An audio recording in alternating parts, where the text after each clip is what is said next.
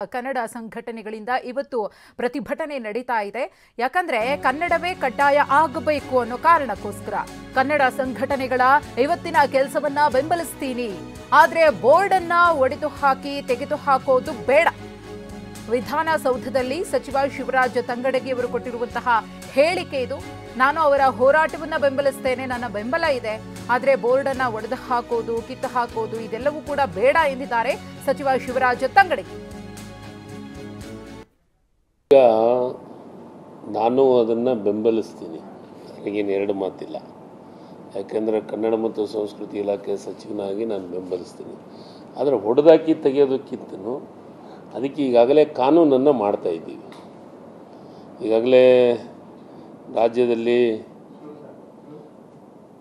ಏನು ಡಾಕ್ಟರ್ ಮಹೇಶ್ ವರದಿಯನ್ನು ಈಗಾಗಲೇ ವಿಧಾನಸಭೆ ಮತ್ತು ವಿಧಾನ ಪರಿಷತ್ನೊಳಗೆ ಚರ್ಚೆ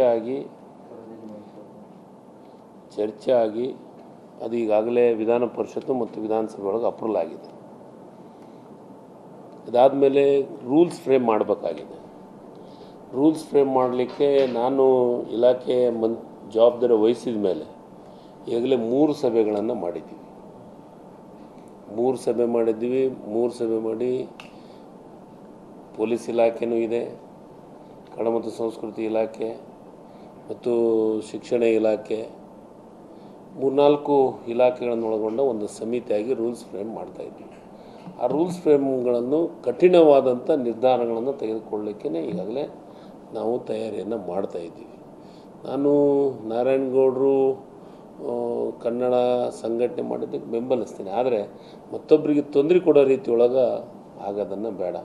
ಯಾಕಂದರೆ ನಾವು ಅನ್ಯ ಭಾಷೆಯನ್ನು ಗೌರವಿಸೋಣ, ಆದರೆ ಅವರಿಗೆ ಕನ್ನಡವನ್ನು ಕಲಿಸೋಣ, ಕನ್ನಡ ಕಲೀಲಿಕ್ಕೆ ಅವರಿಗೆ ಪ್ರೋತ್ಸಾಹ ಕೊಡೋಣ.